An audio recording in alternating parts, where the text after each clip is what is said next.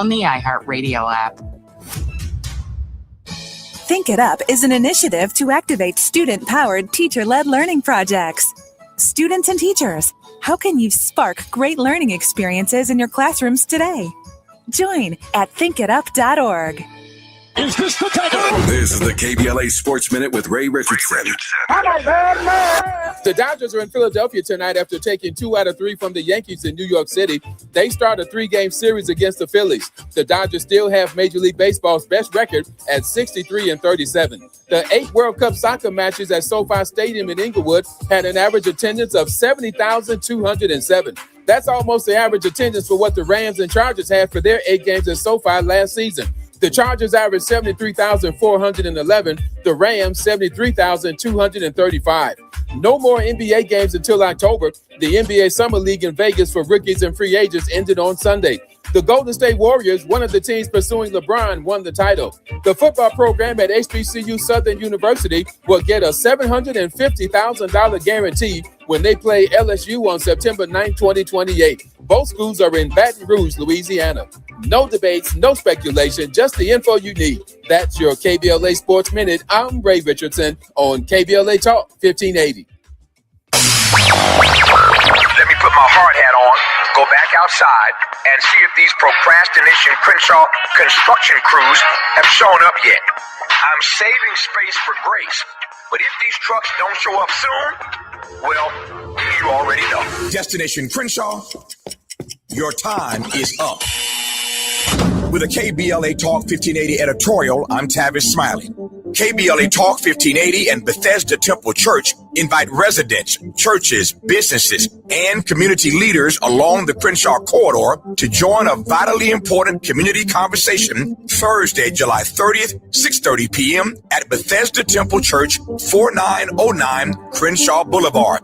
For years now, this community has been living with unkept promises and the devastating effects of the unfinished Destination Crenshaw construction project, leaving residents, businesses, and churches to deal with myriad problems, including the loss of parking, restricted access, traffic congestion, and a lack of emergency vehicle access when it matters most.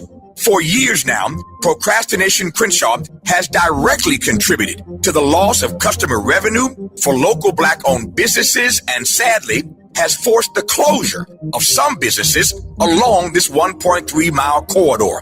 For years now, churches have been experiencing decreased attendance due to the elimination of parking, and social service programs for vulnerable fellow citizens have been altogether halted. For years now, residents have watched their quality of life erode, and nothing has been done about it. If they think they can get away with treating Black folk like second-class citizens, they better think again. You better think about what you're trying to do to me. This town hall meeting is a reckoning, a public witness, an opportunity for impacted community members to share their experiences for the public record as we prepare to hold those responsible accountable for this enduring nightmare. So please join us Thursday, July 30th, 6:30 p.m. at Bethesda Temple Church, 4909 Crenshaw Boulevard. This town hall meeting is free and open to the public, but registration is required at KBLA1580.com. With a KBLA Talk 1580 editorial, I'm Tavis Smiley, And as always, we welcome your feedback.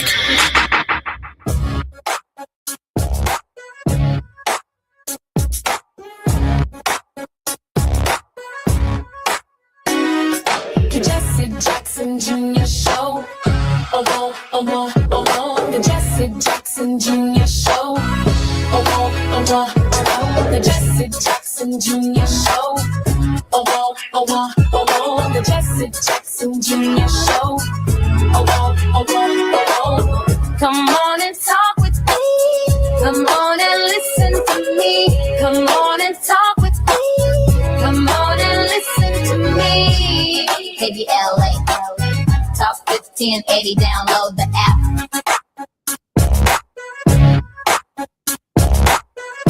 I'm Jesse Jackson Jr. Welcome forward to the Jesse Jackson Jr. Show on Moving Mountain Mondays. KBLA Talk 1580.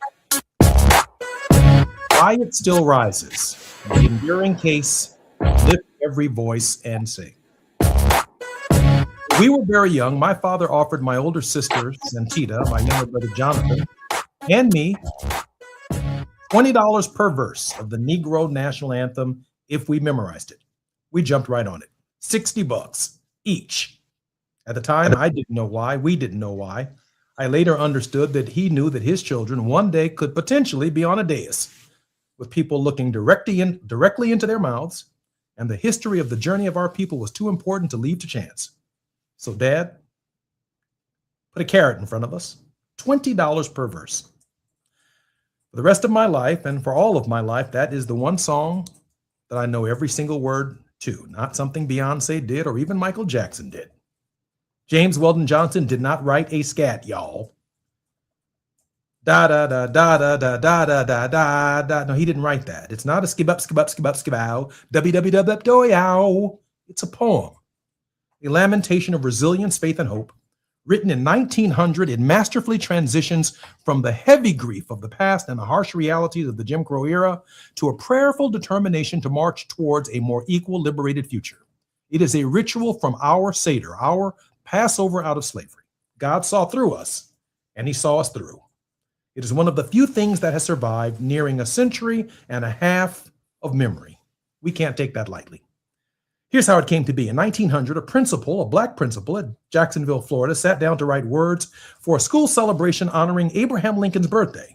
His name was James Weldon Johnson. His brother, J. Rosamond Johnson, set the words to music. Neither man could have known that the song they wrote for 500 school children would one day become the anthem of a people, adopted formally by the NAACP in 1919 and sung in black churches, schools, and gatherings ever since. Some will ask, why does a nation need two anthems? It's a fair question. The Star-Spangled Banner tells the story of a flag that survived a night of bombardment, a nation under siege from without. Lift Every Voice and Sing tells a different story, a people who survived a nation's contradictions from within. Its opening lines speak of a dark past and a gloomy past, and its rising chorus speaks of a new day begun. That is not a rejection of American patriotism. That is the fullest expression of it. Patriotism forged not in spite of suffering, but through it. Consider what Johnson was writing into being. Plessy versus Ferguson was 4 years old. Lynching was at its historic peak. The promises of Reconstruction had been broken across the South, and Jim Crow was hardening into law. And yet Johnson did not write a song of despair. He wrote a song of faith, faith that the dark past would yield to the rising sun. That is the same theological architecture you find in Howard Thurman, in the songs my father sang on picket lines, in the cadence of every preacher who ever stood in a black pulpit and dared to promise that Sunday was coming. It is the blues turned into doxology. That is why the anthem has never simply been a song about race. It's a song about American promise, sung by people who had every reason to give up on that promise and chose instead to hold the nation to it. In recent years, this song has become a flashpoint, sung before NFL games and college commitments, drawing objections that it is divisive, that America should have one anthem, one story, but history does not support that reading. The song was written the same year America was still negotiating what freedom would actually mean for the 4 million formerly enslaved people and their children. It did not create a division, it named it, and then it sang past it towards hope. That is the tradition of Samuel DeWitt Proctor, wrote in The Substance of Things Hoped For. Hope is not a naive optimism, but as a disciplined, muscular act of faith exercised precisely when the evidence says to give up. This anthem is hope with muscle in it. It does not deny the chastening rod. It sings straight through it. There's also a simpler reason the song endures: memory. A nation that forgets its history is a nation doomed to repeat its worst chapters. Every time that song is sung, it insists that the story of Reconstruction's betrayal, of Jim Crow, of the long march towards Rock Hill and Selma and Memphis be remembered alongside the story of Fort McHenry. Both are American stories. Neither cancels the other out. So why does it matter in 2026? Because we are once again in a season where certain chapters of American history are being quietly edited out of textbooks, out of federal websites, out of school curricula. In such a season, a song insists on memory. It is not a relic. It is an act of resistance, grounded and built to outlast the noise around it. James Weldon Johnson did not set out to write two anthems for America. He set out to write one true one for a people the country had not yet learned to fully embrace. My father understood that, and that's why he paid us $20 a verse, not for the money, but so the words would live in us before we ever understood why. I'm Jesse Jackson Jr. It's Moving Mountain Mondays on the Jesse Jackson Jr. Show. More on KBLA Talk 1580 when we come forward. It's afternoon drive time with Jesse Jackson Jr. Only on KBLA Talk 1580. Are you drowning in IRS tax debt? Angela was. She called Civic Tax Relief and saved over $80,000. Felicia was having health problems, got behind on her taxes, interest and penalties were adding up. She called Civic Tax Relief and saved over $15,000. Civic Tax Relief is a professional tax negotiation firm that can protect you from the IRS. If you're getting collection letters, call Civic Tax Relief for a free consultation. They will go to work helping you discover all the relief programs you may qualify for free. James owed the IRS $37,000. Civic Tax Relief represented him against the IRS, and by the time everything was completed, he did not owe the IRS anything. If you are in trouble with the IRS, call Civic Tax Relief for your free consultation now. 800-200-2257. 800-200-2257. Get a free consultation and real tax relief. Call 800-200-2257. 800-200-2257. There is no denying that we've always been the conscience of this country. KBLA Talk 1580 is progressive talk radio built for our community, by our community, and with hosts who look like you, live near you, and care about what you care about. 50,000 watts of truth right here in Southern California. KBLA Talk 1580. Listen live on your AM radio dial at 1580 or stream us live on our KBLA1580.com website or on our free KBLA 1580 app. Unapologetically progressive. Now back to more of Jesse Jackson Jr. on KBLA Talk 1580. The Jesse Jackson Jr. Show. The Jesse Jackson Jr. Show. The Jesse Jackson Jr. Show. The Jesse Jackson Jr. Show. King Volley, drop the beat. Come on and talk with me. Come on and listen to me. Come on and talk with me. Come on and listen to me. KBLA Talk 1580. Download the app. I'm Jesse Jackson Jr. Welcome forward to the Jesse Jackson Jr. Show. It's Moving Mountain Mondays, and that puts us firmly on time in the classroom with Ernest Krim, Emmy-nominated producer, public teacher, anti-racist educator, and hate crime victor who uses Black historical narratives to empower and educate through a culturally equitable lens. Brother Krim, welcome forward to your show in the classroom with Ernest Krim. It's good to be back here with you, brother. Good to see you. It's good to see you as well. Man, tell me why Americans can't go anywhere on earth at this hour. Well, you already know, brother, what we've been dealing with for the past year and a half. And every time I say that out loud, it becomes more unbelievable to me that we've survived this long, because sometimes it still feels like we're in the middle of towards the end of January when he first got inaugurated.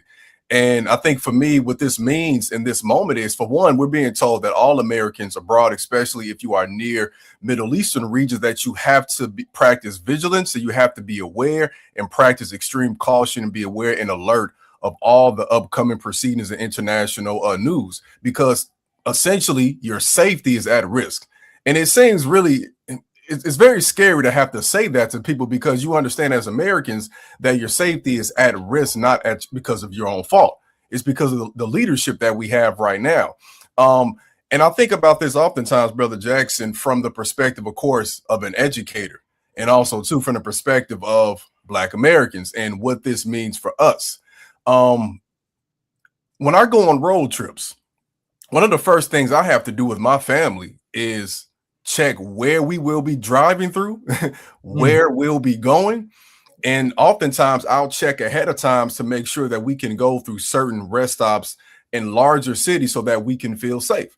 I'll oftentimes check too to see if the places that we're going through have been sundown towns or are neo sundown towns, in reference to the Green Book from the 1930s that Victor Hugo Green had to publish as someone who was a postal worker. So this brings a feeling that we've had as Black folks throughout our entire history to everyone in this country. So there will be people outside of our community right now that are probably scared and probably are very uncertain. And oftentimes what our history tells us is we've been here before, and unfortunately we told you so. I made the argument that we need not only a new Green Book in 2026, since this is Jim Crow 2.0, and just like in fishing, when you can go to a lake and you can find out all the hot spots on the lake because of the tracking, because of the data, because of the satellites, because of front radar and side fishing radar, you can find exactly where the fish are. We need a Green Book as Black people to know exactly where we can go on these highways, what towns we can go through, where GPS is taking us, why we should not leave the interstate, all of that stuff right there. But we also need a Black Book. What are the restaurants that cook our food? What are the new restaurants along the route and the new opportunities along the route that we as a people can explore? I agree with you that, the circumstances of what's taking place in this country right now almost require a recast, a re-reflection, if you will, of what first Jim Crow looked like that led to these circumstances. And I might add, it is during first Jim Crow that the Negro National Anthem was written. That is the context within which I opined today on the importance and the significance of this song. Now, I find it somewhat shameful, in light of my opening question to you, Dr. Krim, that Black folks are being discouraged from going to the Caribbean. That we are being discouraged. Americans are being discouraged from going to the Caribbean. Americans are being discouraged from going to certain African countries. Well, I too am American. And one of the geniuses of my dad, of the late Jesse Jackson, was this. When America said don't go, that's when he went to meet with Castro and understood the Afro-Caribbeans. When America said don't go, Dad went to Haiti and met Jean-Bertrand Aristide. When F.W. de Klerk said don't go, Dad went to South Africa to demand the release of Nelson Mandela. And so Black people have an entree into the third world and into the struggling and, if you will, those post-colonial revolutionary communities that have been fighting various forms of colonialism for about as long as we've been fighting for it here in our own country, because the slave trade is obviously dropping people off in the Caribbean. It's dropping people off in South America. They didn't just all end up in Jamestown, Virginia. Some of the ships navigated to Cuba. So we have Afro-Cubans, we have Afro-Colombians, we have Afro-Venezuelans. They understand the struggle of our people. Dr. Krim, where else in the world can we not go because Donald Trump has said we can't go? From a psychological perspective, to me, brother, this feels like a willingness and ability to heighten fear amongst all of us as Americans, because when we are more isolated, we aren't able to build the unity and reach across the line or reach out to other folks in our times of need. especially as Black folks throughout our history, we have seen that our struggles have always been linked to international struggles, to always understand and see that other people across the world are dealing with something similar to us. When Malcolm X spoke about what we dealt with back in the 50s and 60s, he was able to draw those links to the fight against imperialism in West Africa at the time. And if we are to live under this fascist state with this leader for, the next 2.5, 3 years or so, we have to be able to think beyond our existence now. And the more that we shelter ourselves mentally and literally, I think the worse off that we'll be in this moment. There are 23 countries around the nation, around the world, that America is discouraging people from going. Actually, they're discouraging, in my opinion, white folks from not visiting. Among them, 11 African countries: Burkina Faso, Central African Republic, that's the Congo, Chad, the Democratic Republic of the Congo, Libya, Mali, Niger, Somalia, South Sudan, Sudan, and Uganda. The complete list designated as level 4 countries include Afghanistan, Belarus, Burkina Faso, Burma, Central African Republic, Chad, the Democratic Republic of the Congo, Haiti, Iran, Iraq, Lebanon, Libya, Mali, Niger, North Korea, Russia, Somalia, South Sudan, Syria, Uganda, Ukraine, and Yemen. And there is an updated list that includes countries like Borno, Jigawa, Kogi, Kwara, Niger, Plateau, Taraba, Yobe, and Northern Adamawa. And in South America and the Southeast, the advisory applies to Abia, Anambra, Bayelsa, Delta, Enugu, Imo, and Rivers State, excluding Port Harcourt. Now, what I find somewhat fascinating is you and I cannot go to these countries. We are discouraged from going to these countries because of the high threat of terrorism, but it's not stopping Jared Kushner and Mr. Witkoff from going to these countries seeking critical mineral deals that are not brought to the attention of the American people. How do you feel about that? That we can't go, but some American businessmen closely tied to the Trump administration can go anywhere on earth they choose. It reveals the hypocrisy of what we've experienced in this country since the beginning. And I also think of it in terms of, if we can continue to craft this anti-Black or this anti-Asian perspective of how we view folks around the world, it's just really eerie as you continue to name off the list too. And we understand where these places are, because if you can create a narrative that makes it appear as if those places are dangerous, then of course you would also feel on the other side, the inverse of that is you would have assumed that they are dangerous when they want to come here. And then with that being said, that creates the environment for the murders, the violence we have seen from ICE officers. It seems as if every day I wake up and I see another story about somebody dying while they were detained, or somebody being killed, or I get a text from my immediate community about ICE being in the area. You know, it's the saying, as above, so below. So while they're telling us to be scared of these places, like you said, they are trying to, and in the process of continuing to loot what they would label as the third world, but as we know, as the motherland, as the richest place on this planet. And the negotiation has to be, I mean, it's just as plain as the nose in the middle of my face. If you want off of this list, you need to do a deal. You need to do a deal that's not brought to the attention of the American people. And then a recommendation comes forth that since we are doing a deal with you, you are no longer seen as in a country that opposes really the spread of American imperialism. Deals for Elon Musk, deal for Kushner and Witkoff, deals for the president's friends at the expense of liberation movements in these countries. Only, by the way, destabilizing democracies in these countries, because when the economic elite in these countries enter into a deal to benefit themselves, it usually comes at the expense of education, healthcare, housing, roads, vaccinations of poor people who live in these countries, largely descendants of the Middle Passage and the Great Nadir that impacted Africans all over the country and all over the world. You know, for me as an educator, a couple things that come to mind as we continue to experience this is, one, we are getting a crash course in civics time and time again. Unfortunately, we're getting a crash course in civics. And as we stand here in the middle of July. There are educators who are preparing to have to go back to work in a little under a month or a month or so, and they're going to have to figure out ways to explain this. But also, too, beyond the aspect of us learning about civics in real time, we have to make sure that we are understanding the historical patterns that we see. When we talked about just the travel warnings that we have had to adhere to and still have to adhere to, as we time and time again hear about Black bodies hanging and being ruled as suicides across the country as we speak, we have to always remember that we have existed in this country enslaved and Jim Crow more than we have existed free. So that means to me that we have to understand those patterns and remember, I saw somebody post this recently, just as much as we have people alive today who have persevered through that era, who are Black, we have those who are white who also existed in that era and were the ones on the other side putting up the signs.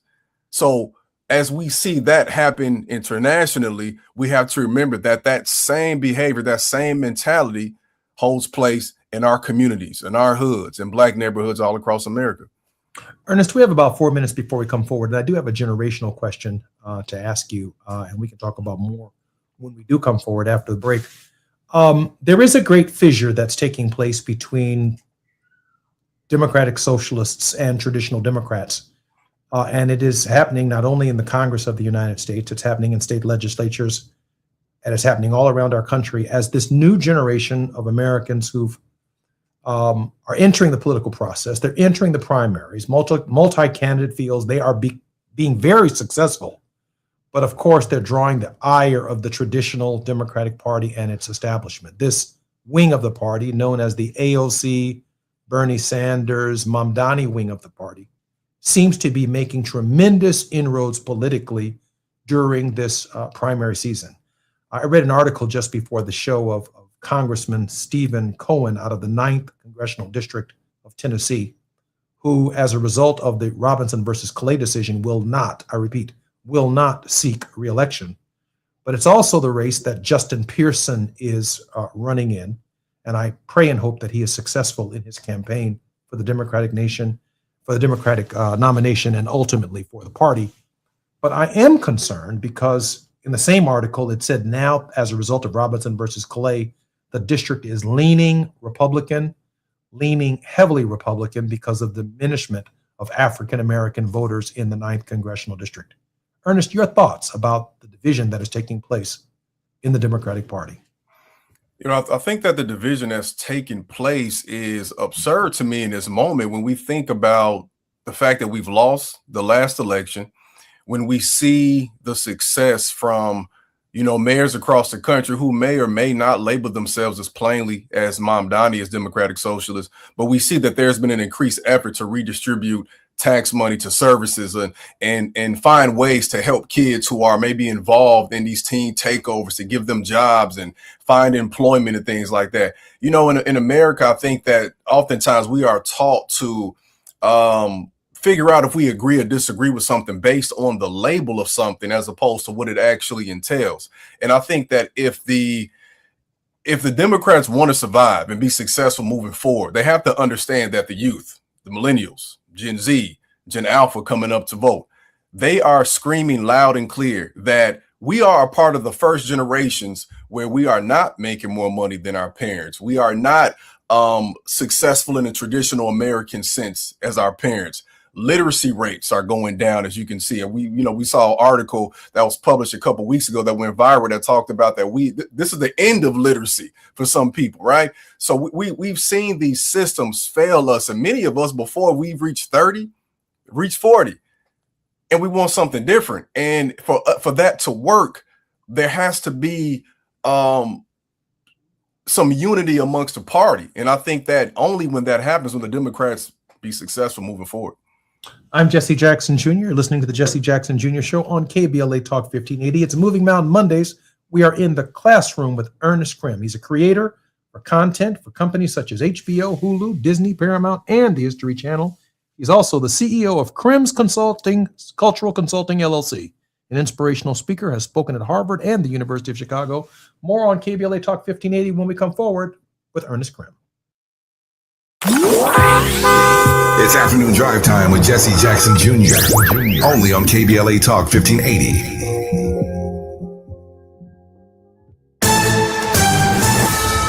I'm Amber Payton with BIN News Now. The NAACP National Convention is underway in Chicago. Illinois Governor J.B. Pritzker used his keynote address to focus on voting access, equal representation, and protecting democratic participation. And to eliminate race-based discrimination in this country. This year's theme is We the People. The convention runs through Wednesday. A Mississippi police sergeant is facing scrutiny over allegations he made a racist remark toward a black co-worker days before a deadly Walmart shooting. Officer Dexter Smith later resigned, saying the department failed to address his complaint. Sergeant Hunter Foster remains on leave as the shooting investigation continues. And the WNBA All-Star Game returns to Chicago Saturday at the United Center. Events leading up to the game will be held at the Obama Presidential Center, including Media Day and Junior WNBA Day. Get BIN News Now on demand 24/7 on the iHeartRadio app. Think It Up is an initiative to activate student-powered, teacher-led learning projects. Students and teachers, how can you spark great learning experiences in your classrooms today? Join at thinkitup.org. Is this the Tiger? This is the KBLA Sports Minute with Ray Richardson. The Dodgers are in Philadelphia tonight after taking 2 out of 3 from the Yankees in New York City. They start a 3-game series against the Phillies. The Dodgers still have Major League Baseball's best record at 63-37. The 8 World Cup soccer matches at SoFi Stadium in Inglewood had an average attendance of 70,207. That's almost the average attendance for what the Rams and Chargers had for their 8 games at SoFi last season. The Chargers averaged 73,411, the Rams 73,235. No more NBA games until October. The NBA Summer League in Vegas for rookies and free agents ended on Sunday. The Golden State Warriors, one of the teams pursuing LeBron, won the title. The football program at HBCU Southern University will get a $750,000 guarantee when they play LSU on September 9, 2028. Both schools are in Baton Rouge, Louisiana. No debates, no speculation, just the info you need. That's your KBLA Sports Minute. I'm Ray Richardson on KBLA Talk 1580.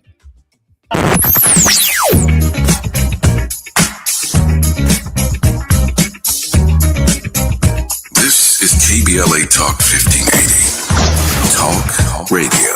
That's music to your ears. We're unapologetically progressive. KBLA Talk 1580. We've got a lot to talk about. I'm Reverend Gerald, the life coach. Is someone you love struggling with addiction and mental illness? Is improving your family's health important? Want to leave a legacy that your family can grow? Are you ready to enhance your perception of life experiences? Then wake up weekends at 7 a.m. with Urban Family Focus and get the wisdom, opportunity, resources, and motivation to live your best life. Join the conversation on Urban Family Focus Saturday and Sunday at 7 a.m. Unapologetically progressive. KBLA Talk 1580. We've got your black. Someone had a birthday. Yep, 50. Can't believe it. 50 years of wisdom. Great segue. We have a health reminder from the CDC. Pneumococcal vaccination is recommended for adults 50 or older. Says here, we're over 6 times more likely to be hospitalized with pneumococcal pneumonia than adults under 50. I don't love those odds. Same. Look what I found. Pfizer's Prevnar 20 is proven to help protect adults against pneumococcal pneumonia and invasive pneumococcal disease in just 1 dose, and millions have already gotten it. Continued approval may depend on a supportive study. Don't get Prevnar 20 if you have a severe allergy to its ingredients. A weakened immune system may lower your response. Common side effects include injection site pain and swelling, fatigue, headache, muscle, and joint pain. For full prescribing information, please call 1-855-213-2138. Visit Prevnar20.com or talk to your doctor or pharmacist. I'm on Prevnar20.com now, scheduling my appointment. Good idea. And happy 50th. Going to a World Cup match in LA this summer? Ditch the parking stress and ride Metro. With direct service from across LA County, it's the easy way to get there for just $1.75 each way. Don't be anxious or confused about AI. Take control of your career when you get the skills to tackle real business problems and design specialized solutions. HR Dive reported that entry-level talent with applied AI credentials can receive up to a 25% salary boost. But where do you find training that you can trust? Future-proof your career and deliver more value with Humans Lead the Way AI. Their hybrid learning courses use practical definitions, real-world examples, and strategic insights to help you and your team understand AI with confidence. No magic, no hacks, no shortcuts. Just practical knowledge that helps you use AI more successfully. Don't wait. AI can never replace people who know how to use it well. Register for courses today at humansleadtheway.com. That's humansleadtheway.com. You're listening to Jesse Jackson Jr. on KBLA Talk 1580. The Jesse Jackson Jr. Show. The Jesse Jackson Jr. Show. The Jesse Jackson Jr. Show. The Jesse Jackson Jr. Show. King Folly, drop the beat. Come on and talk with me. Come on and listen to the me. Come on and talk with me. Come on and listen to the me. KBLA Talk 1580. Download the app. I'm Jesse Jackson Jr. Welcome forward to the Jesse Jackson Jr. Show on KBLA Talk 1580. We're in the classroom with Ernest Krim on Moving Mountain Monday. Ernest, welcome forward to the show. Thanks again for having me, brother. It's a pleasure to have you, Ernest. It always is. Ernest, a quick question for you. And I'm reflecting upon it because of the commercial that I heard right here at KBLA about the NAACP's annual conference in the city of Chicago. I'm not from your generation. I'm 61 years old, and I think just about every generation can be separated by about 4 years. That constitutes a generation. The thinking of a freshman coming into college from someone who's just graduating and entering the world, the potential world of opportunity are light years of different realities. And so I respect the nature of your youth and its importance and significance. How does your generation view historically Black civil rights and human rights organizations? Oh, that's an awesome question. Awesome question, especially as we continue to traverse through this experience of American racism and the so-called white supremacy and try to figure out ways to navigate it. I would say by and large, we feel as though they are out of touch. We don't often see the direct concern for what we are screaming and crying for in our immediate communities. And I can say for an organization like the NAACP, a lot of that will often be contingent upon how active they are in your city, your town, your county. The places that I've lived in throughout my life, I've seen some very active chapters who do a lot of amazing work. And I've seen some chapters who, quite frankly, don't do as much as I think.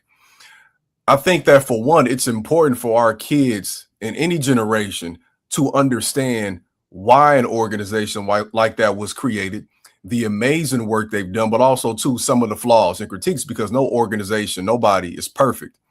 For an organization like them, just using them as an example, to be around for so long and to still exist means something. But I think where we are now, especially because our kids aren't even being taught correctly about why they matter and why they're here, there can be a disconnect.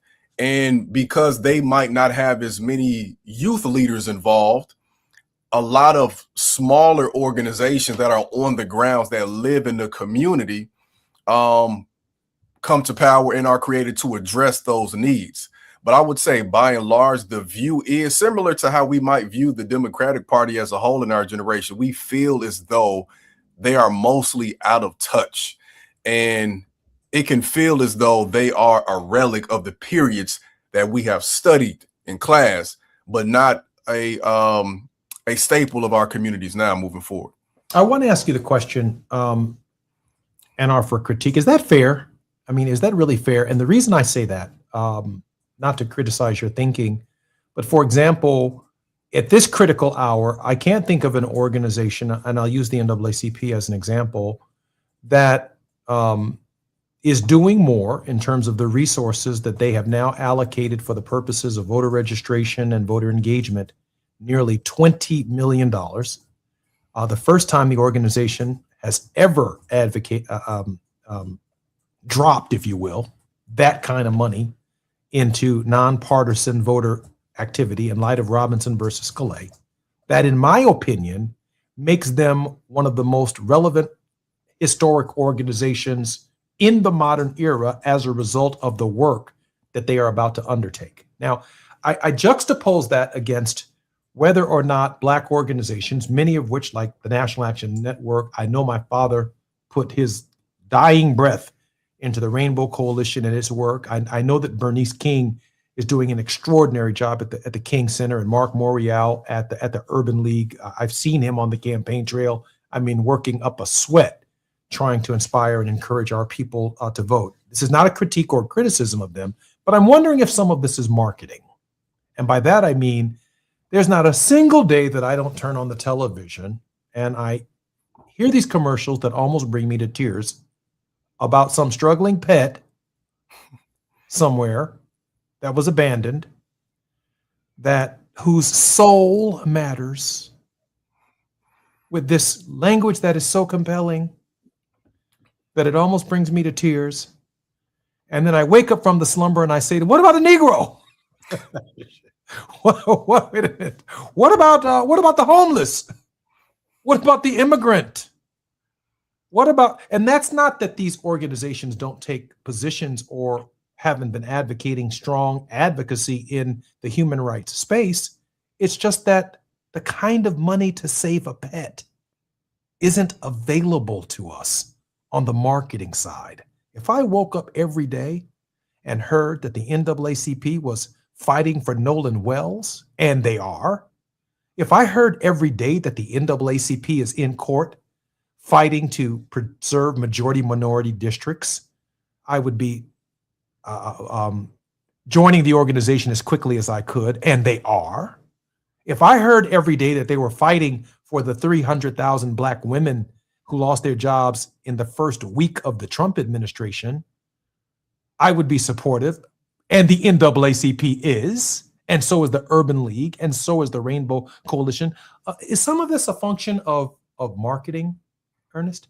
Oh, for sure. And I want to be clear and separate what I think that my generation feels versus what I feel. And again, with the previous question, a lot of it is what I feel is a disconnect in terms of how we are actually taught about the history of this organization and where they stand today. I know people in the NAACP, the national chapter, local chapters, and like you said, they do amazing work, and they're doing amazing work right now. I think that, like you said, though, there's an issue with marketing, because there can be an issue of who that is prominent in our generation can be attached to that organization to bring relevance. I don't want to say relevance because they're very relevant, but to bring appeal to the younger generation, you know? And I think that's the issue with any organization that's been around for, more than 100 years or so. That's something we talk about with the Black church, right? When we see church attendance going down, it doesn't mean that the church isn't impactful, is it irrelevant? It just means that we have to find a way to build that bridge. And maybe sometimes some of the messaging, some of the marketing might miss our children. But I think that what's important here too is, as an educator, for me, I make sure that my actual kids, and my students of course too, but my actual kids understand and understood what the NAACP is and what it stands for, because I want them to understand too, when we even close that with colored people, why that was said, why that's not something we say now, but why it's still important for that organization to have that naming. Because understand, we're talking 1908, August, right? The summertime, where we are now, Springfield Race Riot. That's where this emerges from. And the environment that we are in right now, presently, is ripe for that type of activism. But I think oftentimes, because we are inundated with so much information, right? So many reels, so many TikToks, that we don't truthfully understand what these organizations might be doing behind the scenes, because like you said, it's not being fed or marketed to us in that manner. And that's something that we all have to do, but also understand too, that the NAACP is not just a larger organization. Each state has a head, cities, counties. So I would encourage everybody that's listening now to be sure that they are in tune with their local chapter and leadership and try their best to get involved too. I'm Jesse Jackson Jr. We're in the classroom on Moving Mountain Monday with Ernest Krim. I'm grateful for his leadership, his support, and bringing the generational perspective on all questions and all issues that matter. I'm Jesse Jackson Jr. You're listening to the Jesse Jackson Jr. Show on KBLA Talk 1580. More when we come forward with Ernest Krim. While you're stuck in traffic, we can at least bring you up to speed on the news of the day. You're listening to Jesse Jackson Jr. only on KBLA Talk 1580.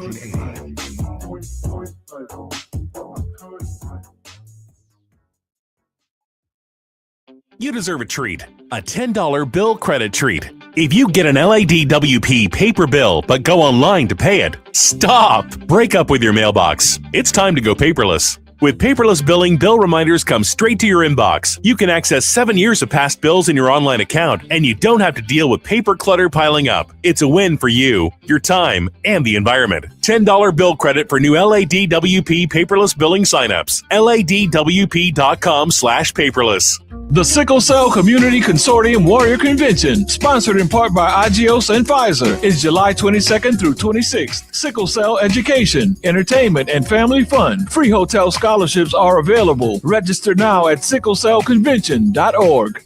Listen up, KBLA delegation. We have something you need to hear. Right now, you may qualify for low-cost home internet. We're not talking about a catch. This is real. Many internet service providers offer low-cost internet plans if anyone in your household is enrolled in CalFresh, Medi-Cal, SSI, or is income eligible. There are a lot of families in our community who deserve to be connected. Here's all you do. Call 844-461-7893. That's the Get Connected call center. Real people ready to help you enroll today. Or go online to internetforallnow.org to find a provider near you. You may also qualify for a low-cost computer through Human IT. Connectivity is not a luxury. In 2026, it's a necessity, and you deserve access just like everybody else. Call 844-461-7893. That's 844-461-7893. KBLA's got you. If you missed any of this, you can always go to our website at KBLA1580.com. Brought to you by KBLA Talk 1580 in partnership with the California Emerging Technology Fund, CETF. KBLA Talk 1580. We've got a lot to talk about. KBLA Talk 1580, connecting you with services and solutions. 10 Toes In serves as a mentorship and domestic violence prevention program. They support, educate, and empower couples during and after incarceration. They assist male returning citizens to re-enter society successfully and to help them maintain a healthy relationship with their romantic partner. They offer a mentorship support group for formerly incarcerated men. 10 Toes In teaches its Intimate Relationships 101 curriculum at male prisons throughout the state of California. They host sister support group meetings for women who are intimately involved with incarcerated and formerly incarcerated men. 10 Toes In is a 501c3 nonprofit organization. To access their services or make a donation, please visit them online at 10toesin.org or find them on Facebook or Instagram. They are healing lives through relationships. This is a community call to action from KBLA Talk 1580. My mom has decided to learn to paint, and she's good. My dad's now into creative cuisine, and I've already put on 6 pounds. Learning new things comes with age. My mom, she started forgetting my name and what we're talking about. Forgetting well-known things doesn't. Memory loss may be a sign of Alzheimer's disease. Early detection gives you and your loved one time to plan for the future. Learn the warning signs of Alzheimer's at 10signs.org. Brought to you by the Alzheimer's Association and the Ad Council. Attention. Have you racked up $10,000 or more in credit card debt? Are you barely getting by making minimum payments? With credit card debt reaching all-time highs, National Debt Relief is notifying consumers about significant debt relief options currently being made available to help those with overwhelming credit card debt. These options may reduce a large portion of credit card debt for those who qualify. You don't need to declare bankruptcy or take out a consolidation loan, and you may only have to pay back a fraction of what you owe, even if you have bad credit. National Debt Relief has already reduced the credit card debt for more than 550,000 consumers. So don't wait. If you owe $10, $20, or even $100,000 in credit card debt, you can now take advantage of this financial debt relief as the cost of living continues to skyrocket. To check what debt reduction you may qualify for, call 800-324-3030. That's 800-324-3030. Again, that's 800-324-3030. Now back to more of Jesse Jackson Jr. on KBLA Talk 1580. The Jesse Jackson Jr. Show. The Jesse Jackson Jr. Show. The Jesse Jackson Jr. Show. The Jesse Jackson Jr. Show. King Folly, drop the beat. Come on and talk with me. Come on and listen to me. Come on and talk with me. Come on and listen to me. KBLA Talk 1580. Download the app.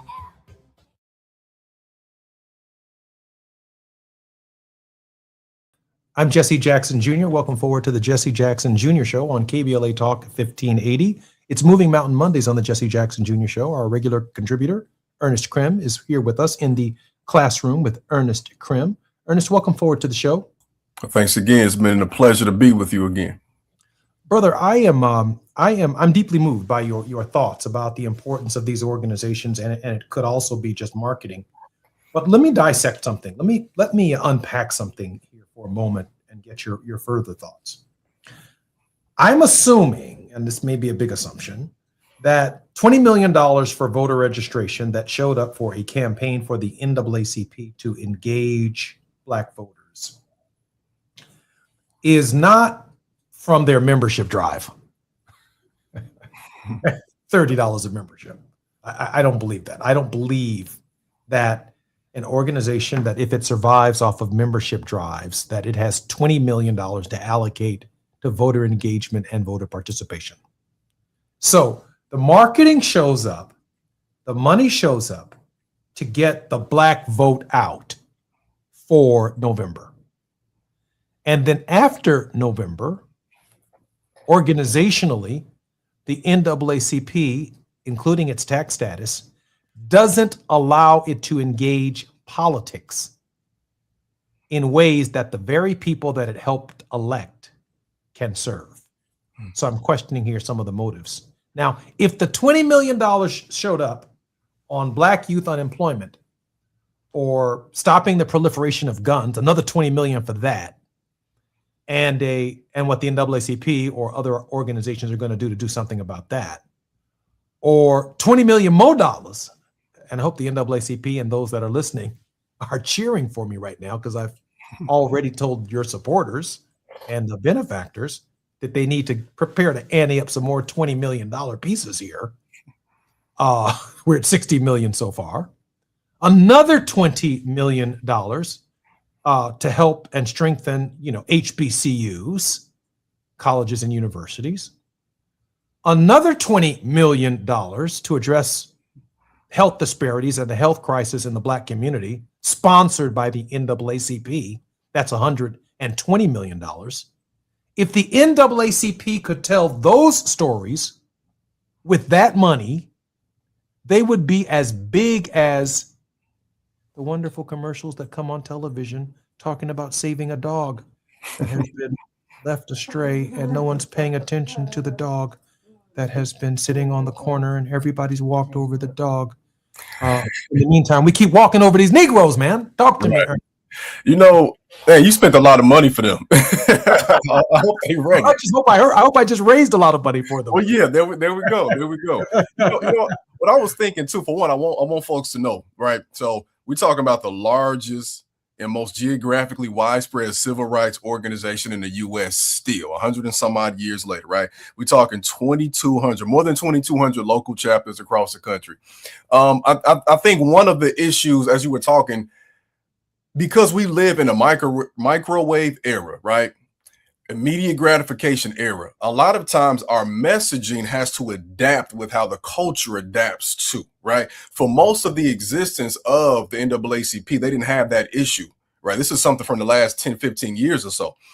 it's the same thing with the Democrats, because we know there are Democratic members who are doing the job, doing the work, but oftentimes what we see from politics becomes something that is it's not immediate. It takes time to see the results of the legislation that you pass.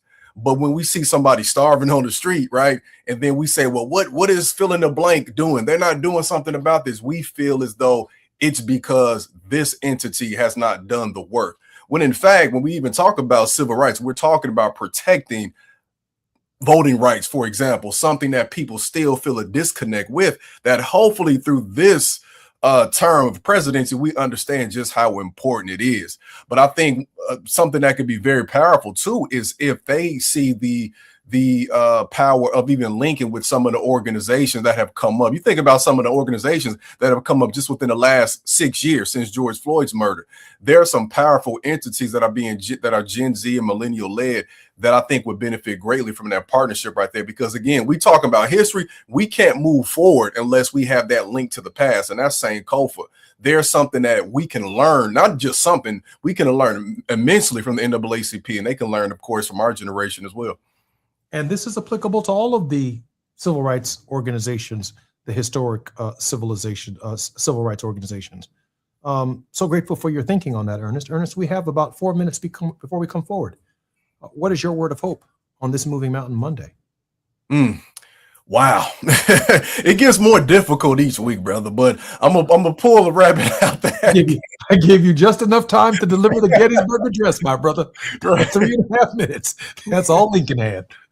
You know, I think that the word of hope for this week rests upon where we landed with the NAACP. Oftentimes when I talk to people, the question is, what do we do in this moment? What can we do?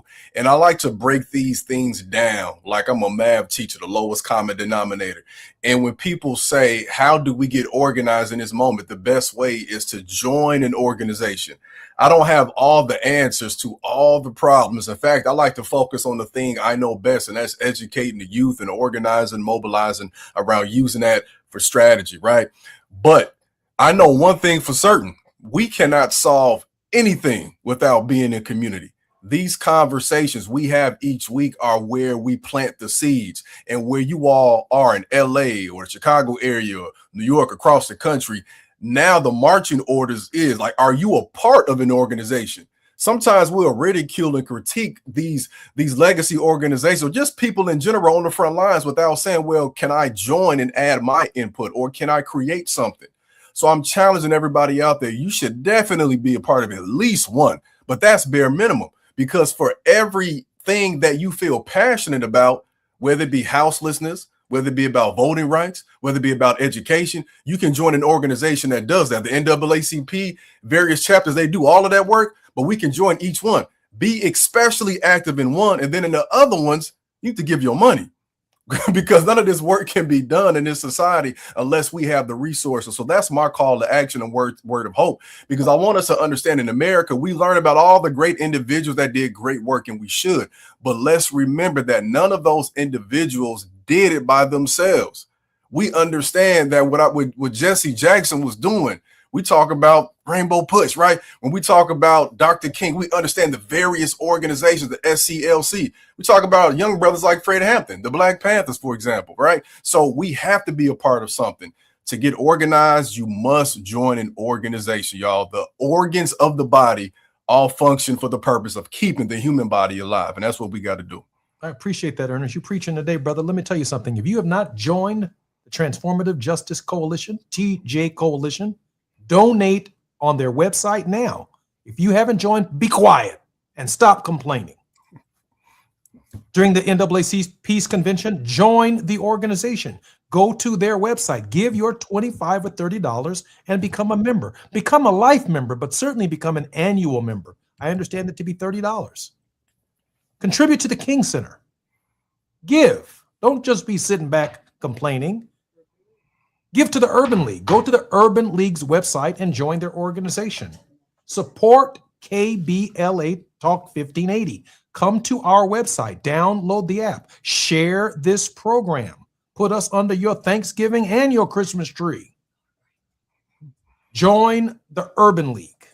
Join the Rainbow Push Coalition. Join the National Action Network. Stop complaining about what you don't have. Use what you got. I'm Jesse Jackson Jr. We've been in the classroom with Ernest Krim. More on KBLA Talk 1580 on Moving Mountain Monday when we come forward. KBLA 1580 Santa Monica. I'm Amber Payton with BIN News Now. The NAACP National Convention is underway in Chicago. Illinois Governor J.P. Pritzker used his keynote address to focus on voting access, equal representation, and protecting democratic participation. And to eliminate race-based discrimination in this country. This year's theme is We the People. The convention runs through Wednesday. A Mississippi police sergeant is facing scrutiny over allegations he made a racist remark toward a black co-worker days before a deadly Walmart shooting. Officer Dexter Smith later resigned, saying the department failed to address his complaint. Sergeant Hunter Foster remains on leave as the shooting investigation continues. And the WNBA All-Star Game returns to Chicago Saturday at the United Center. Events leading up to the game will be held at the Obama Presidential Center, including Media Day and Junior WNBA Day. Get BIN News Now on demand 24/7 on the iHeartRadio app. Think It Up is an initiative to activate student-powered, teacher-led learning projects. Students and teachers, how can you spark great learning experiences in your classrooms today? Join at thinkitup.org. This is the KBLA Sports Minute with Ray Richardson. The Dodgers are in Philadelphia tonight after taking 2 out of 3 from the Yankees in New York City. They start a 3-game series against the Phillies. The Dodgers still have Major League Baseball's best record at 63-37. The 8 World Cup soccer matches at SoFi Stadium in Inglewood had an average attendance of 70,207. That's almost the average attendance for what the Rams and Chargers had for their 8 games at SoFi last season. The Chargers averaged 73,411. The Rams, 73,235. No more NBA games until October. The NBA Summer League in Vegas for rookies and free agents ended on Sunday. The Golden State Warriors, one of the teams pursuing LeBron, won the title. The football program at HBCU Southern University will get a $750,000 guarantee when they play LSU on September 9, 2028. Both schools are in Baton Rouge, Louisiana. No debates, no speculation, just the info you need. That's your KBLA Sports Minute. I'm Ray Richardson on KBLA Talk 1580. Let me put my hard hat on, go back outside, and see if these procrastination Crenshaw construction crews have shown up yet. I'm saving space for grace, but if these trucks don't show up soon, well, you already know. Destination Crenshaw, your time is up. With a KBLA Talk 1580 editorial, I'm Tavis Smiley.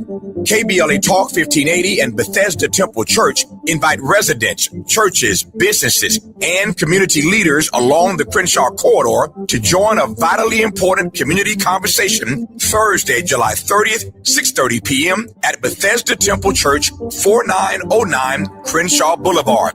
For years now, this community has been living with unkept promises and the devastating effects of the unfinished Destination Crenshaw construction project, leaving residents, businesses, and churches to deal with myriad problems, including the loss of parking, restricted access, traffic congestion, and a lack of emergency vehicle access when it matters most.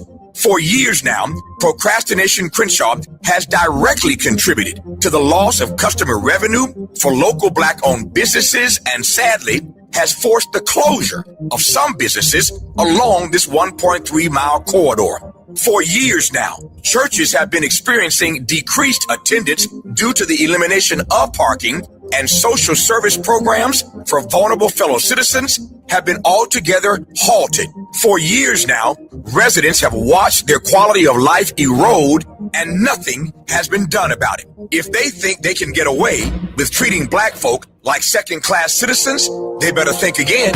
You better think about what you're trying to do to me. This town hall meeting is a reckoning, a public witness, an opportunity for impacted community members to share their experiences for the public record as we prepare to hold those responsible accountable for this enduring nightmare. So please join us Thursday, July 30th, 6:30 p.m. at Bethesda Temple Church, 4909 Crenshaw Boulevard. This town hall meeting is free and open to the public, but registration is required at KBLA1580.com. With a KBLA Talk 1580 editorial, I'm Tavis Smiley, and as always, we welcome your feedback.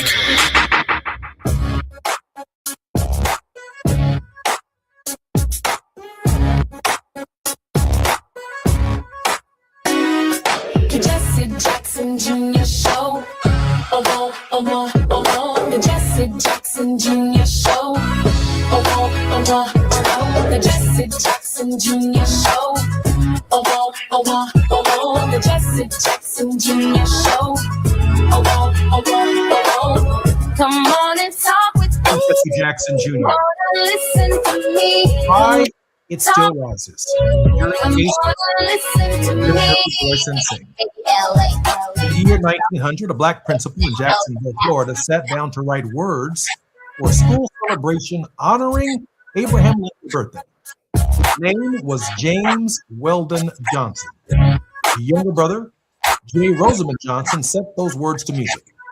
Either man could have known that the song they wrote for 500 school children would become within 2 decades the anthem of a people, adopted formally by the NAACP in 1919 and sung in black churches, schools, and gatherings for well over a century. The song, Lift Every Voice and Sing, the Negro National Anthem. Here's how it came to be. In 1900, a black principal in Jacksonville, Florida, sat down to write the words of a celebration honoring Lincoln. Some will ask, why does the nation have 2 anthems? It's a fair question. The Star-Spangled Banner tells the story of a flag that survived the night of bombardment, a nation under siege from without. Lift Every Voice and Sing tells a different story, a people who survived a nation's contradictions from within. Its opening lines speak of a dark past and a gloomy past, and its rising chorus speaks of a new day begun. This is not a rejection of American patriotism. That is the fullest expression of it. Patriotism forged in spite of suffering, but through it. Consider what Johnson was writing into being. Plessy versus Ferguson from 1896 was just 4 years old. Lynching was at its historic peak. The promises of Reconstruction had been broken across the South, and Jim Crow was hardening into law, just like Project 2025 is hardening into law. And yet Johnson did not write a song of despair. He wrote a song of faith, faith that the dark past would yield to the rising sun. That is the same theological architecture you will find in Howard Thurman, in the songs of my fathers that he sang on picket lines, in the cadence of every preacher who ever stood in a black pulpit and dared to promise that Sunday was a-comin'. It turned the blues into doxology.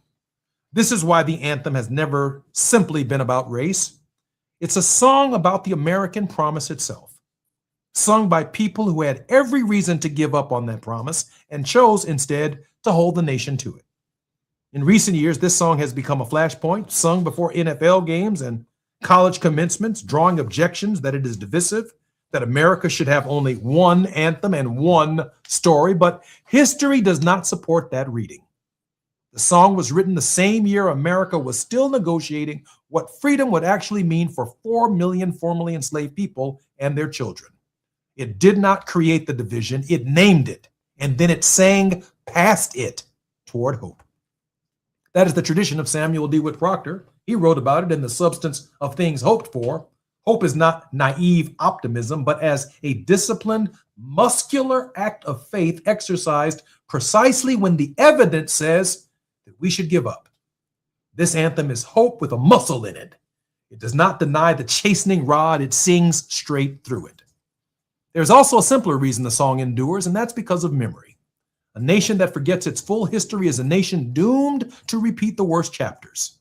Every time that song is sung, it insists that the story of Reconstruction, betrayal of Jim Crow, of the long march towards Rock Hill and Selma and Memphis be remembered alongside the story of Fort McHenry. Both are American stories, neither cancels out the other. So why does it matter in 2026? Because we are once again in a season where certain chapters of American history are being quietly edited out of textbooks, out of federal websites, out of school curricula.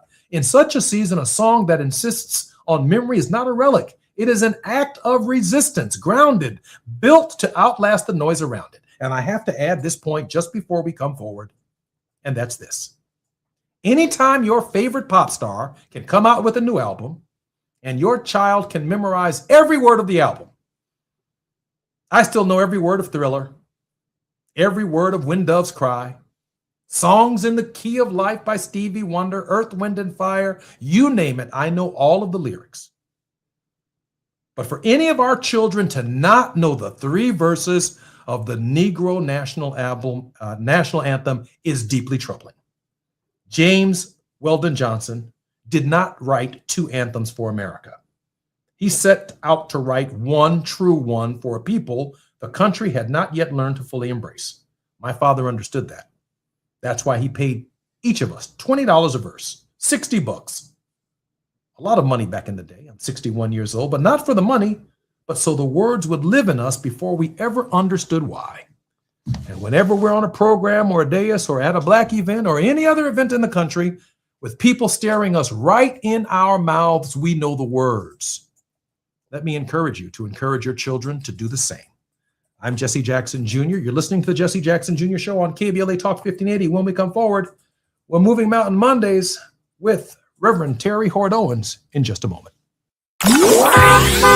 It's afternoon drive time with Jesse Jackson Jr. Only on KBLA Talk 1580.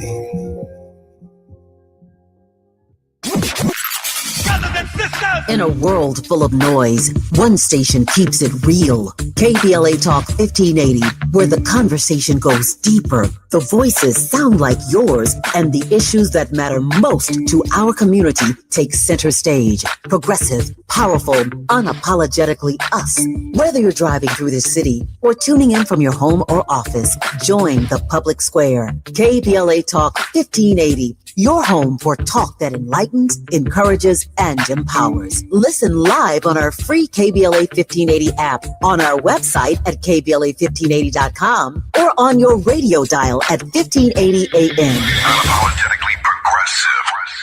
Are you drowning in IRS tax debt? Angela was. She called Civic Tax Relief and saved over $80,000. Felicia was having health problems, got behind on her taxes, interest and penalties were adding up. She called Civic Tax Relief and saved over $15,000. Civic Tax Relief is a professional tax negotiation firm that can protect you from the IRS. If you're getting collection letters, call Civic Tax Relief for a free consultation. They will go to work helping you discover all the relief programs you may qualify for free. James owed the IRS $37,000. Civic Tax Relief represented him against the IRS, and by the time everything was completed, he did not owe the IRS anything. If you are in trouble with the IRS, call Civic Tax Relief for your free consultation now. 800-200-2257. 800-200-2257. Get a free consultation and real tax relief. Call 800-200-2257. 800-200-2257. Don't be anxious or confused about AI.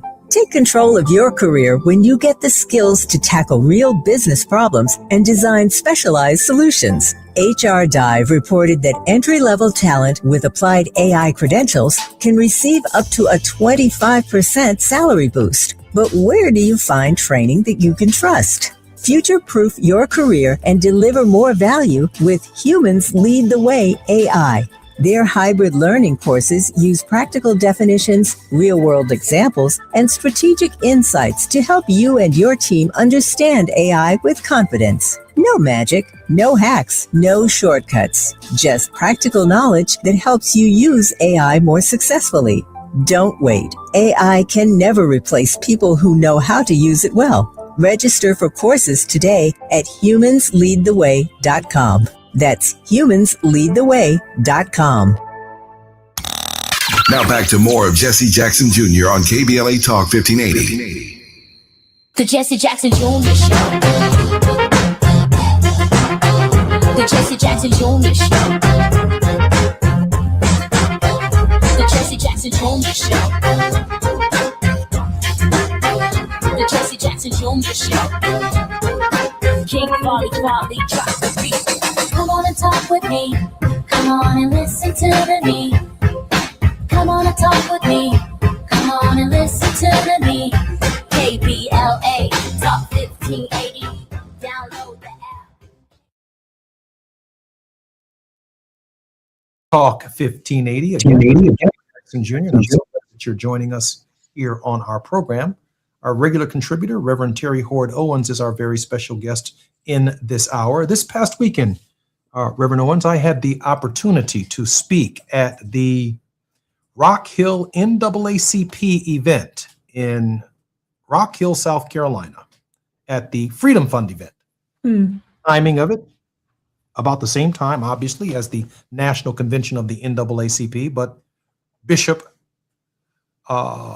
Porterfield in Rock Hill, South Carolina, is doing extraordinary job building a community and bringing people together to fight for justice. And I spoke from the subject, America's moral parenthesis. Equality is still possible, but we must first embrace the optimum human condition and then call everyone to embrace it. This comes from a chapter written in The Substance of Things Hoped For by the late Samuel Derritt Proctor. And in it, he argues that America's moral parenthesis refers to a temporary period in which the United States is seen to suspend, compromise, or bypass its foundational democratic values and ethical standards.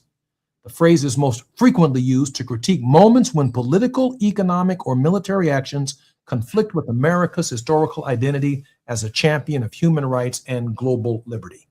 And in this moment, I had to reflect upon the Negro National Anthem because of its consistency over time. And Reverend, when you think about the next album of our favorite pop star that's coming out, and we know all the words to it, and you've probably been at more events than I've ever been at in your capacity as president of a mainline American and international denomination of Christianity, the Disciples of Christ Church. This idea that you can still, in 2026, hear a Negro sing the song and scat through some of the verses when it's only 3 verses to memorize.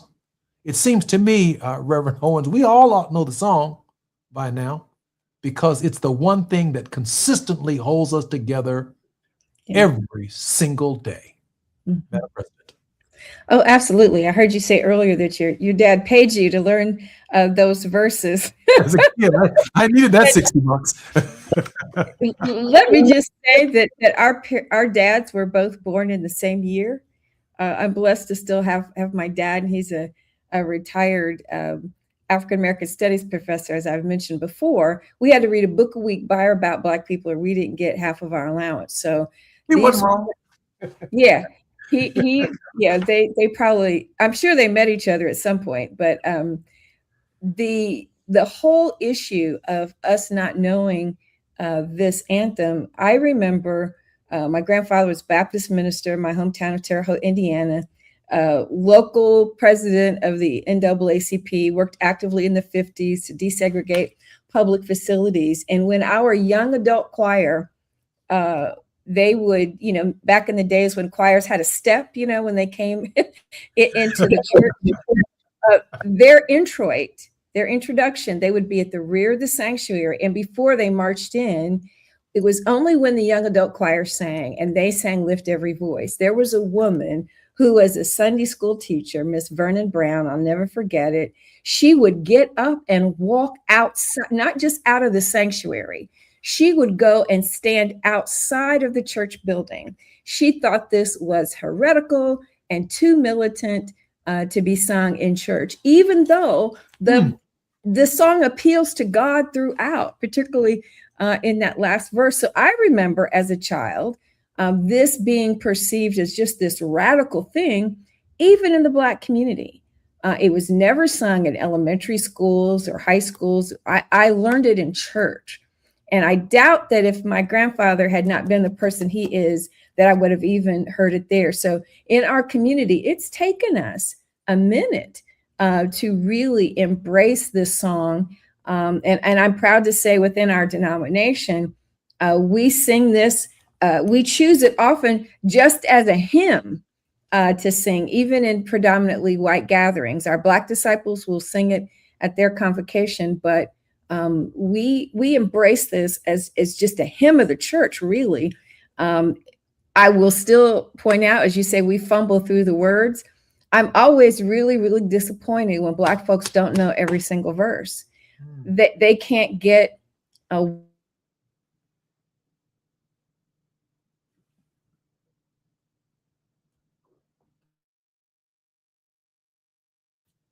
I'm Jesse Jackson Jr. I know Terry is with us. I think we might have a small technical problem that we will resolve momentarily.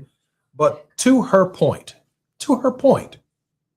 there is this moment in our history where we all sing the same song. Terry, welcome forward. I'm sorry we had a little technical. Oh, I'm sorry. I think I lost you there for a second.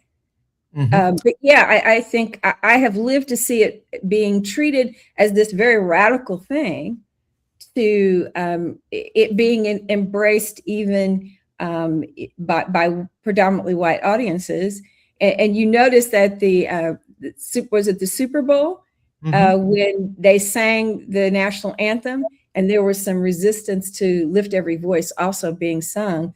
It's not a militant song. It claims the same promises for this nation, that everyone, these are the words that we say, the things that we say, we believe. And I think it's a song of hope. And that's what James Weldon Johnson and his brother intended. And I think not knowing it is it's a failure on our part, particularly in the Black community. There's no reason why we should know those 3 verses. I'm thinking, but I see it all the time that people don't know the song. When we watch Charlton Heston and the 10 Commandments, for those who are more visual than they are willing to read the Bible and biblical scriptures that actually speak to the story to which the drama was created. Mm-hmm. Cecil B. DeMille begins at the beginning of the movie making an unusual appearance, saying that he tried his very best to stick to some of the oldest texts about the story as possible.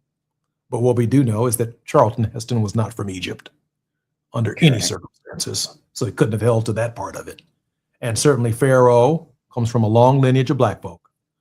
So this idea, however, that Moses would celebrate in something called the Seder, which was a dinner with unleavened bread, with certain bitter herbs that reflected slavery, that, if you will, welcomed Elisha into the house with wine and with certain ceremonial attributes, that takes place every single year in Global Jewelry on the same day, at the same hour, at the same time, as a international reflection of their freedom and the role that God played in moving their people from Egypt into a so-called promised land.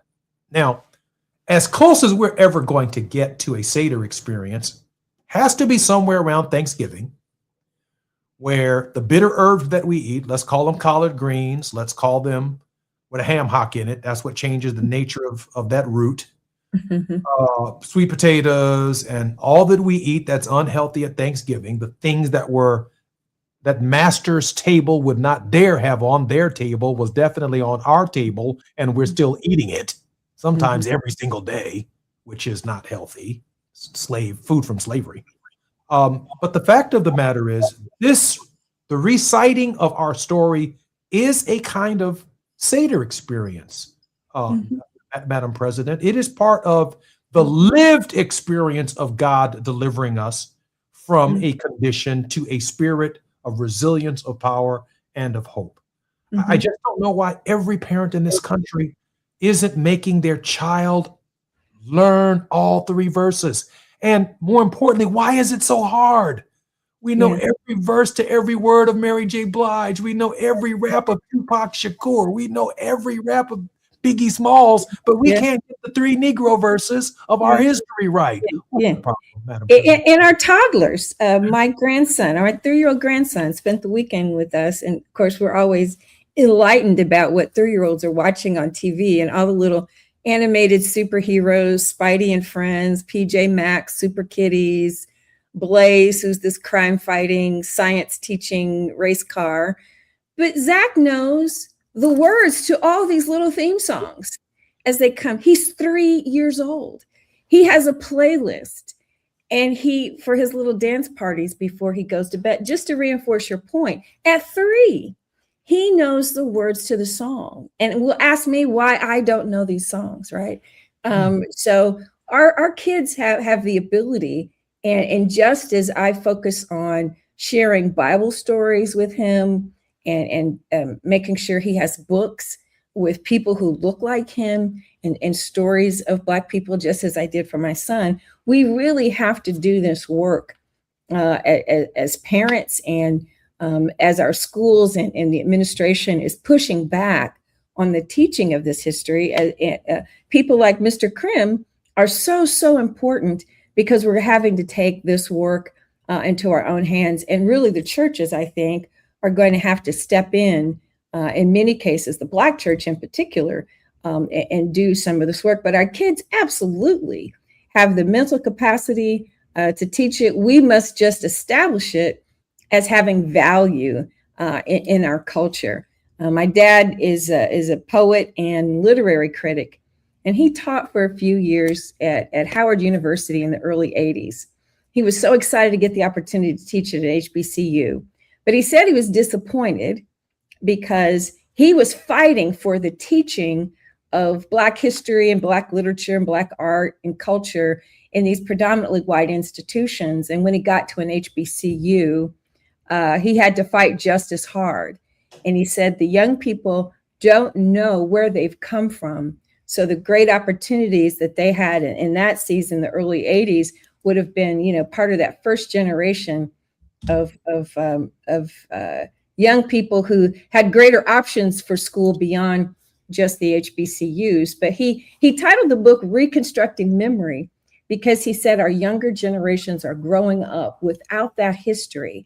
And unless they understand who they have been or who we have been as a people, they will not be able to forge paths that honor the legacy from which they come, that honor the sacrifice, that honor the progress. And I think those of us who went to college in the kind of the affirmative, action times, we don't want our kids to talk about the struggle, just as former enslaved people never talked about the struggle quite often. They didn't want their kids to bear that burden. And you'll find that a lot of older folks from down south, they don't want, my mother-in-law grew up in a sharecropping family. She doesn't want to talk about that struggle. And I try to encourage her to talk about it, because her grandchildren need to understand the legacy that she comes from. They can't speak of it, just like war veterans often, it's so traumatic they can't speak of it. But, the Jewish people never forget, right? And those words, lest we forget, are in Lift Every Voice and Sing. And we have to be telling the story and be mindful of the history, because nobody else is going to shape their conscience. No one else is their consciousness. No one else is going to shape their own identity in a way that we can do so by ensuring that they know their history and be sure that they understand the narrative from our perspective and not the narrative as it's being handed to them by other forces within our society. We got about a minute and a half before we come forward, and I know that I want to address with President and General Minister of the Christian Church, Disciples of Christ in the United States and Canada, Reverend Teresa Hord Owens' thoughts on the young man who was most recently funeralized, Nolan Wells, out of the state of Mississippi. When we come forward, we're going to need some time for that. But I do want to remind those of our listeners who are listening that when we talk about being Christians, there are Christian traditions. There was Catholicism. They claim to be the longest standing denomination of Christians in the world, tracing their roots all the way back to St. Peter. And then, of course, the Protestant Reformation, when Martin Luther posted his 95 Theses on the church at Wittenberg, which really, those theses created the protest movement within Christianity. And within that movement, there are African American and other denominations of various forms of Christianity that exist as well. I say that to say, for example, one of the main symbols is that when you go to a Catholic church, you see Jesus on the cross. But in the Black church, if there's a cross there at all, Jesus ain't on it. because we believe in the resurrection. Yeah. We believe in the hope and the opportunity of a God who believes in resilience. I'm Jesse Jackson Jr. You've been listening to the Jesse Jackson Jr. Show. When we come forward, Reverend Terry Hord Owens on the Faith Not to Fall, her show, we're going to be talking about Brother Wells and what happened to Nolan Wells in Mississippi and what we can do and participate, and the church is calling to do something about it. More on KBLA Talk 1580 when we come forward. It's afternoon drive time with Jesse Jackson Jr. Only on KBLA Talk 1580.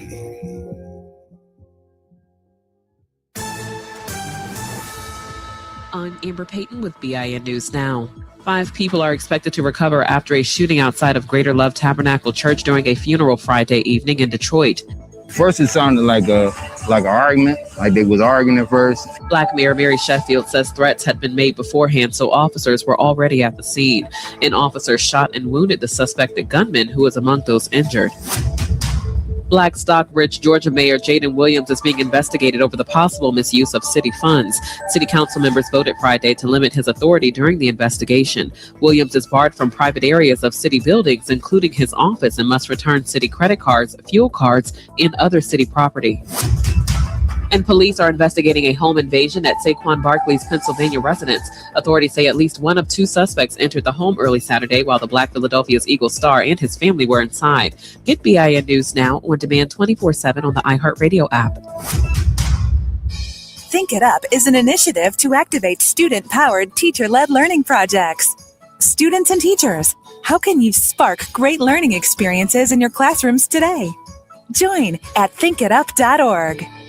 Is this the time? This is the KBLA Sports Minute with Ray Richardson.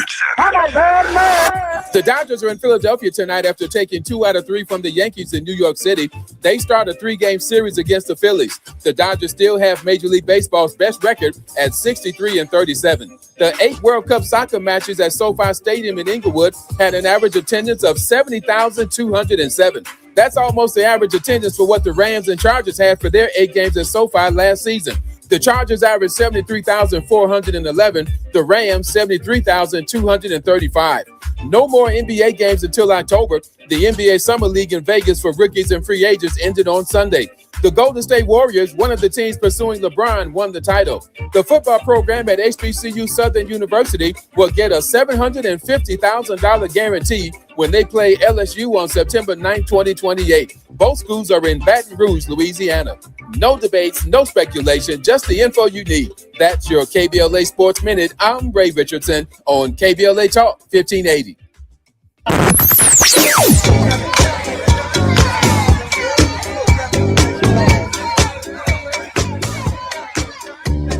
This is KBLA Talk 1580. Talk radio. That's music to your ears. We're unapologetically progressive. KBLA Talk 1580. Let's do this. We're heading into one of the most important election seasons in a generation. And with so much on the line, your healthcare, your economy, your neighborhood, you deserve more than sound bites. You deserve the full story. KBLA Talk 1580 is your trusted voice for political coverage, commentary, and conversation. From local races to national headlines, we bring you the insight and perspective you need to make sense of it all and make your voice heard. Between now and November, a lot will happen. A lot will change. But one thing won't. KBLA Talk 1580 will be right here, keeping you informed, keeping you engaged, and keeping it real. KBLA Talk 1580, the place for politics.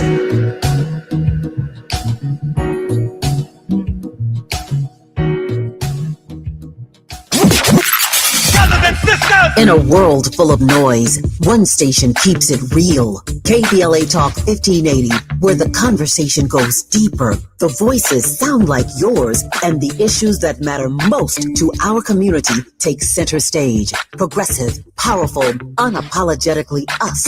Whether you're driving through the city or tuning in from your home or office, join the public square. KBLA Talk 1580, your home for talk that enlightens, encourages, and empowers. hours. Listen live on our free KBLA 1580 app, on our website at KBLA1580.com, or on your radio dial at 1580 AM. This November, you'll decide who leads California. So shouldn't you hear directly from the people asking for your vote? Join us for California Voices, a political town hall and ballot forum, Saturday, October 3rd, 2026. Meet candidates running for governor, lieutenant governor, attorney general, and other major statewide and local offices, including mayor of Los Angeles, city attorney, and LA County sheriff. Get clear, nonpartisan breakdowns of the propositions on your November ballot, both sides, no spin. And ask your questions directly, in real conversation, face to face. California Voices is brought to you by KBLA Talk 1580 and the Empowerment Congress, giving you the information you need before you vote. Mark your calendar, Saturday, October 3rd, 2026, California Voices. Follow KBLA 1580 for details and download the KBLA 1580 app. Your vote, your voice. Be there. You're listening to Jesse Jackson Jr. on KBLA Talk 1580. The Jesse Jackson Jr. Show. The Jesse Jackson Jr. Show. The Jesse Jackson Jr. Show. The Jesse Jackson Jr. Show. King Volley, drop the beat. Come on and talk with me. Come on and listen to the me. Come on and talk with me. Come on and listen to the me. KBLA Talk 1580. Download the app. Reverend Terry Hord Owens is the General Minister and President of the Christian Church Disciples of Christ in the United States and Canada, an author and advocate for the church living out its calling. She's the first person of color and second woman to lead the denomination. In fact, she leads more non-African Americans than she does African Americans, a unique perspective. Since her election in 2017, Reverend Hord Owens' ministry actively reflects the disciples' priority of being an anti-racist church, being a movement for wholeness, welcoming all to the Lord's table as God has welcomed us. In keeping with the disciples' historic commitment to Christian unity, she serves in leadership at the National Council of Churches as the treasurer of the governing board and a member of the World Council of Churches Central Committee. Madam President, welcome forward to the show. Thanks. So good to be with you. It's always a pleasure, Madam President. Let me ask you this question. At this hour, the family of Nolan Wells is in deep mourning. Reverend Sharpton has spoken. Ben Crump has spoken. The family has spoken. Nolan Wells has been laid to rest, to his eternal rest. Today, an offer was made for $100,000 from Reverend Sharpton and Attorney Crump for any information that proves valuable to the prosecution of any individuals who might have information or no information about what actually happened to Nolan Wells. Madam President, one, your thoughts about the Wells family at this hour, and also how do we reconcile on the July 4th that he lost his life with all of the other July 4ths that we have experienced in this nation and these difficult hours that in a real sense have really defined how we see independence as African Americans. Madam President. Oh, well, of course, at first my thoughts and prayers have been with this family since we got the news. I'm the mother of a son. You're the father of a son.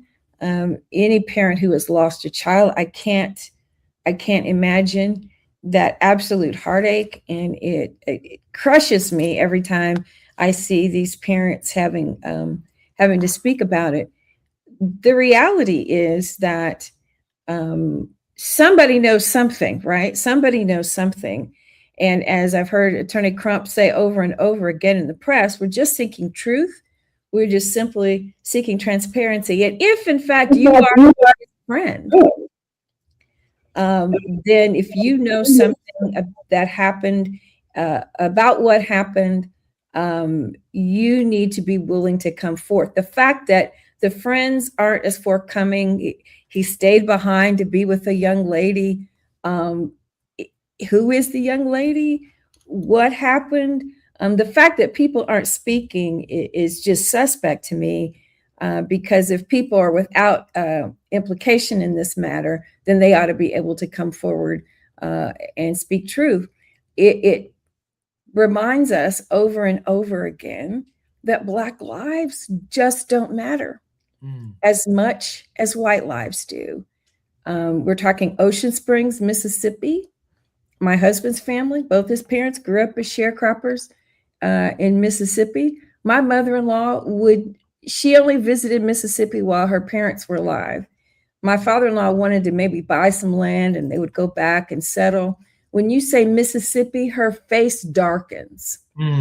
She becomes very agitated because she has seen the terror and she has seen the violence. My father-in-law was threatened to be put off the land that his father worked because he would not go to Jackson, Mississippi and work for the company that the white man owned. He slips out of town on the railroad car, as many of our ancestors who were in the South did, moves north to Chicago as part of the Great Migration, and then reached back to be sure his parents and his siblings could come with him. So Mississippi is historically just suspect, period. And we can talk about, we've come so far and people having, relationships. My son is married to a Latina woman. He has friends of all different races, backgrounds, sexual orientations. At the same time, I have had to make sure that he understands that the world is still not safe for him, as it might be for other people, not as safe for his son. His wife understands that. And so this idea that somehow we are being obsessed or overly obsessive about finding the truth flies in the face of the truth of our history in the United States. And we cannot let the United States and law enforcement go beyond this. So I applaud Reverend Sharpton, Colin Kaepernick, Tyler Perry, Ben Crump, all of the people who are coming alongside this family, as they have with so many others, just seeking truth.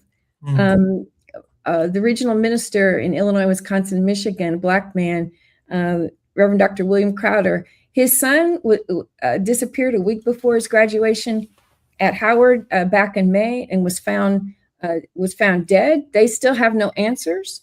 And this is in Washington, D.C. So he's thinking of his son's death alongside all the other stories of what's happened to our children, our young men and our young women, and our society is not compelled to find justice for them. And I have no other answer to it. When you don't work hard, you don't show me that you care as much about my kids as you care about other kids. I'm concerned, and that's the heartbreaking story. What to the American Negro, as Frederick Douglass said, is your 4th of July? He's out there trying to celebrate. We're sending off firecrackers and we're having our barbecues. And the reality of being Black in America comes home in painful ways every time we have another episode where Black life is lost needlessly, and in this case, for unknown reasons. Why can't we get the answers? Nolan Wells is now part of that story. Yeah. He is now part of the story of July 4th and the history of the United States of America. And so you might be asking, if you're on the 405, the 101, the 5, the 10, the 118, the 110, if you're on the Dan Ryan in Chicago, the Bishop Ford Freeway in Chicago, why should I care about Mississippi? Well, they have 2 United States senators. They have 4 members of Congress. And those 2 United States senators have the power to widen the 405, the 101, the 5, the 10, the 118, and the 110. They have 2 votes that matter to your health care, to your Social Security, to your Medicare and your Medicaid. They have 4 United States congressmen, including Benny Thompson, who's on our side on all of these issues, who can either support what we believe in, justice for Nolan Wells, or they can be against justice for Nolan Wells in Mississippi. To that extent, every man's death diminishes me because I am part of mankind. I am That's the old poem. I think it's either by John Douglas. Donne. Is it John Donne? I thought it was Douglas John Mountain. Donne. Yes, Yes, by John. John Donne. Because we're part of Mississippi. I am Mississippi, and Reverend Teresa Hord Owens is Mississippi. And by the way, Reverend Owens, we're long overdue for some street lights in Mississippi and the end of sundown towns from Mississippi all the way to Louisiana. I mean, it's just amazing that Black people still live in terror in many of these communities. Still at sundown. Still. It's as long as my husband's grandparents were alive, we would make a trip to Mississippi every few years. And it wasn't until I actually saw Mississippi up close, but also listened to the stories of my in-laws and other relatives, that you realize the actual terror and violence that was traumatic in ways that our generation never had to deal with. So those stories need to be told. And it's United States is still not a safe place to be a Black person in many ways. Our prayers at this hour are with the Nolan Wells family. We're in Our Faith Not to Fall with Reverend Terry Hord Owens on the Jesse Jackson Jr. Show. More on KBLA Talk 1580 when we come forward. While you're stuck in traffic, we can at least bring you up to speed on the news of the day. You're listening to Jesse Jackson Jr. only on KBLA Talk 1580. Gas prices got you down. LADWP customers get a rebate of up to $4,000 when you buy a used electric or plug-in hybrid vehicle. Installing an EV charger at your home? Get a rebate for that too, up to $1,500. Visit ladwp.com/EV today and start saving. That's ladwp.com/EV. The Sickle Cell Community Consortium Warrior Convention, sponsored in part by Agios and Pfizer, is July 22nd through 26th. Sickle cell education, entertainment, and family fun. Free hotel scholarships are available. Register now at sicklecellconvention.org. Is reviewing life insurance on your to-do list? Now's the perfect time to add it. A friend recently told me that securing life insurance sooner rather than later can help you lock in lower rates for years to come. So I bumped this up on my list and got it done. I called SelectQuote and couldn't believe how easy and affordable life insurance is. I'm 40 and got a $500,000 policy for $16 a month. My husband's also 40 and his $500,000 policy was only $18 a month. Plus, with SelectQuote's same-day coverage, there was no medical exam required and we were covered by the time we hung up. Knowing I have this checked off my list feels amazing, but the peace of mind knowing my family is protected feels even better. Call SelectQuote at 1-800-729-7070. That's 1-800-729-7070. Or go to SelectQuote.com to get your free quote today. That's 1-800-729-7070. Details on example rate at SelectQuote.com. In a world full of noise, one station keeps it real. KBLA Talk 1580, where the conversation goes deeper, the voices sound like yours, and the issues that matter most to our community take center stage. Progressive, powerful, unapologetically us. Whether you're driving through the city or tuning in from your home or office, join the public square. KBLA Talk 1580. Your home for talk that enlightens, encourages, and empowers. Listen live on our free KBLA 1580 app, on our website at KBLA1580.com, or on your radio dial at 1580 AM. Unapologetically progressive. KBLA Talk 1580. We've got a lot to talk about. KBLA Talk 1580, connecting you with services and solutions. The BLM Center for Black Power is a hub for Black activism in the city of Los Angeles, a standalone nonprofit affiliated with Black Lives Matter LA. The venue is home to live events, meetings, and organizing drives for Black-led community-based organizations. It is also the base of operations for Black Lives Matter LA. Built on what used to be a nuisance property owned by an arms dealer, the BLM Center for Black Power is in the heart of Leimert Park and has opened its doors to everything from youth organizers to toy drives to film screenings and community town hall meetings. To make a donation or make a request, please visit blmla.org. That's blmla.org. This is a community call to action from KBLA Talk 1580. Onyx, I keep having stomach issues. Please make me a doctor's appointment. Okay, are you suffering from diarrhea, bloating, gas, or oily stools? If so, you may want to ask your doctor if it could actually be a problem with your pancreas, called exocrine pancreatic insufficiency, or EPI. My pancreas? How is EPI treated? A prescription medicine like Creon, pancrelipase, is used to treat people who can't digest food normally because their pancreas doesn't make enough enzymes. Creon is the #1 prescribed treatment for EPI. Creon may increase your chance of fibrosing colonopathy, a rare bowel disorder. Tell your doctor if you have a history of intestinal blockage or scarring or thickening of your bowel wall, if you are allergic to pork, or if you have gout, kidney problems, or worsening of painful swollen joints. Call your doctor if you have any unusual or severe gastrointestinal symptoms or allergic reactions. Take Creon as directed by your doctor and always with food. Do not chew capsules, as this may cause mouth irritation. Other side effects may include blood sugar changes, gas, dizziness, sore throat, and cough. These are not all the side effects of Creon. You can learn more at 1-800-633-9110. Before your appointment, visit creoninfo.com. That's CREON info.com. Now back to more of Jesse Jackson Jr. on KBLA Talk 1580. The Jesse Jackson Jr. Show. The Jesse Jackson Jr. Show. The Jesse Jackson Jr. Show. The Jesse Jackson Jr. Show. King Folly drops the beat. Come on and talk with me. Come on and listen to me. Come on and talk with me. Come on and listen to me. KBLA Talk 1580.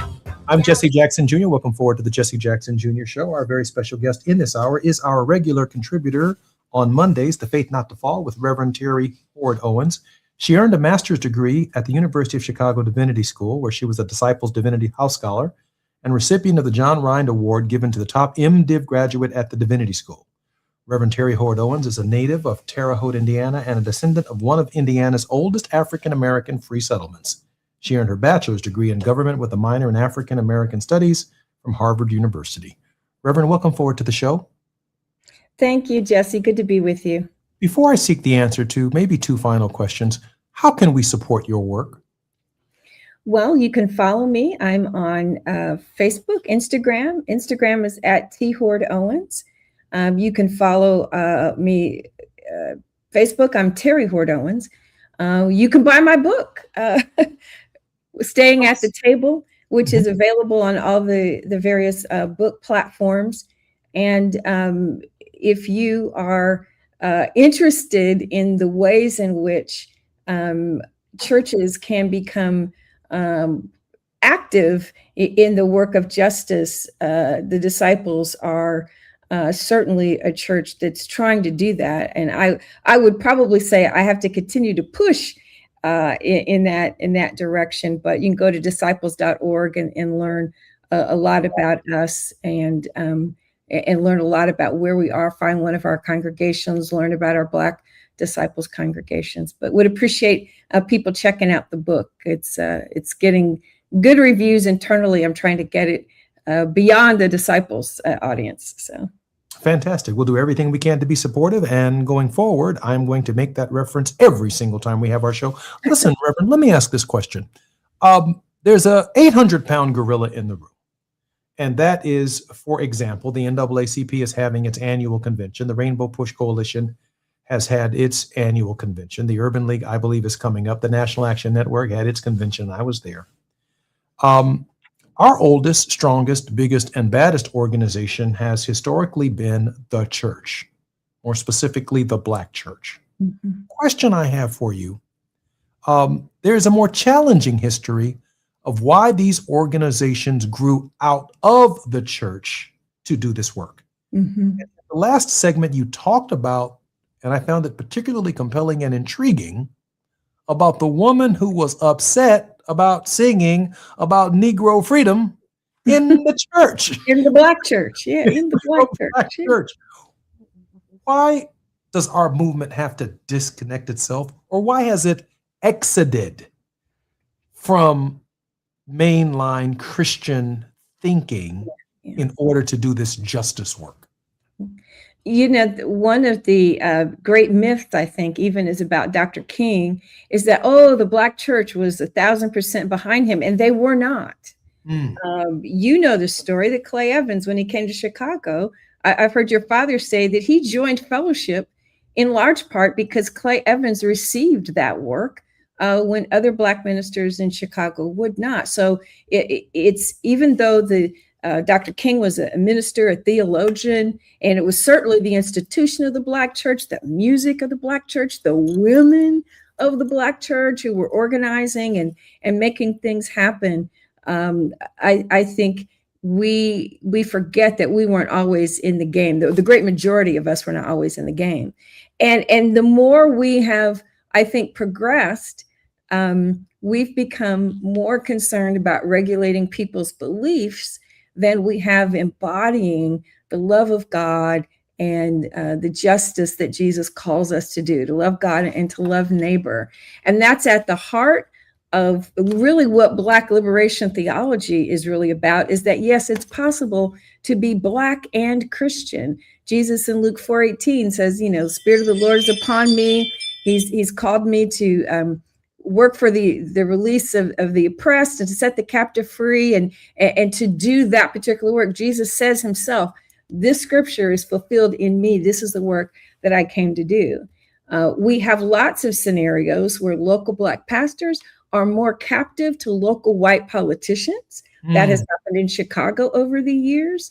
We've become more concerned with our own position within the institution than we have become with the good of the community that we say we're called to serve.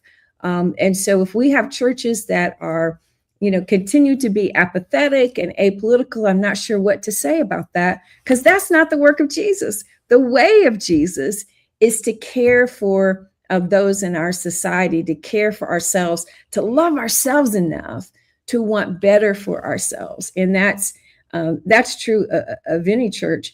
And we see younger people moving away, and it's actually not just even Black young people, but moving away from the idea of institutional church, because we're focused more on what happens within the four walls. And is your name on a membership list? And are you going to stay for coffee afterwards?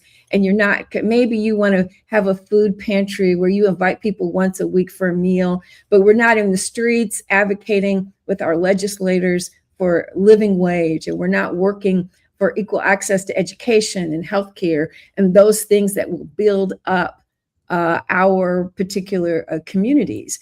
So the more we think that leaving aside our particular Black concerns is somehow a mark of progress, the harder it is.